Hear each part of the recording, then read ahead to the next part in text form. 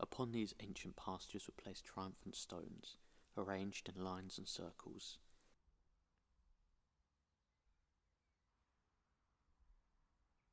Once arranged, these stones became imbued with a magic that still remains. The preternatural traces have their own nature and character, and they find some way still of pervading even the most casual of passers-by.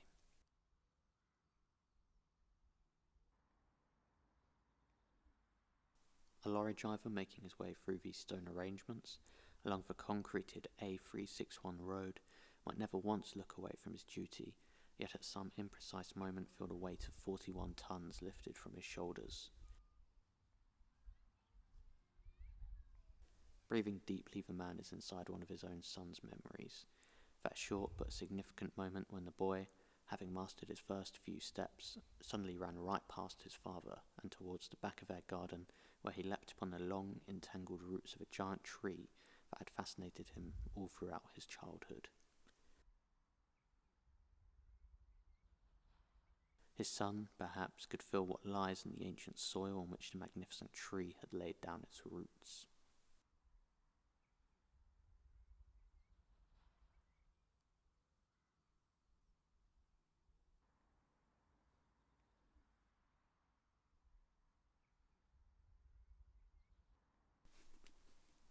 I spoke to a woman living around Avebury who maintains that the stones are always moving. She showed me large gaps which the stones had left from their sudden departure.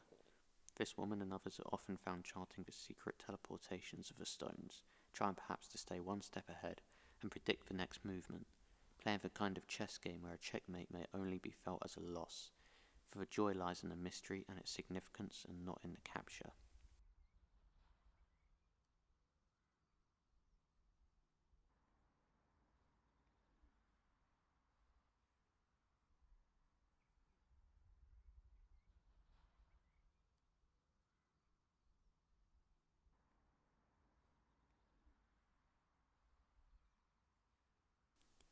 In among the stones is the village of Avebury, itself a temple for the practices of a people that are in statistical terms considered secular.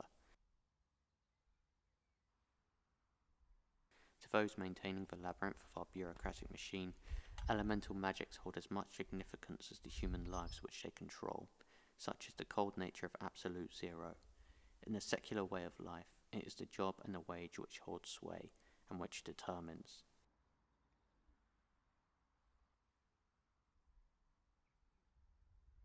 Here a life convincing others that magic is real is in itself an act of elemental transformation.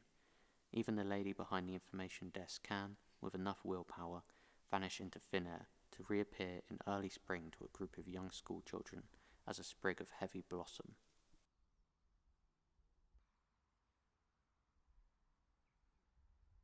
The 18th century housing speculator Thomas Robinson had a purely physical relationship with the stones, and yet while he tried to maintain an enlightened distance from them, there was still a magic exerting itself in the depths of their Neolithic history, which consumed Robinson until his ruin.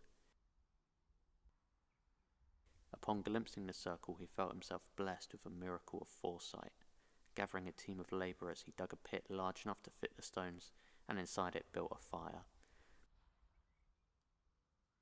Placing the stones in the pit, he would heat them and by doing so expand the molecules that made them up.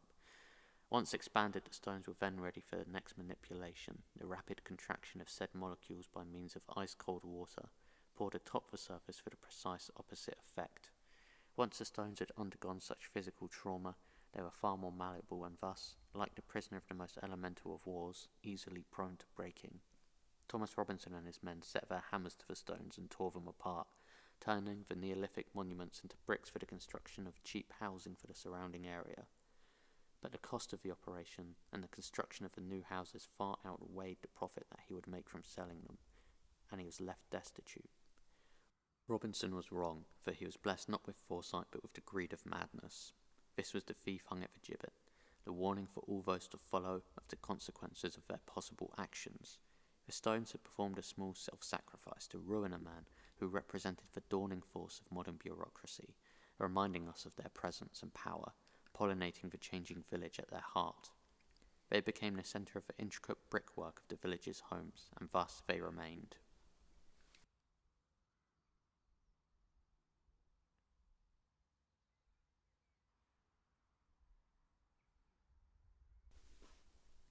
The image and material of the past was laid over the image and material of the present.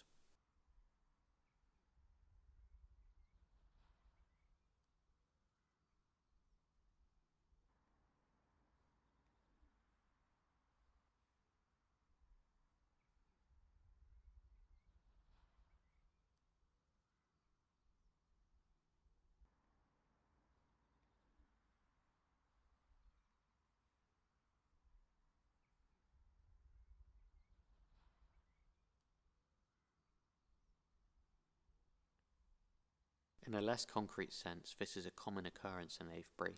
It is a superimposition that can be seen by all according to their sensitivities and their mooring to the present.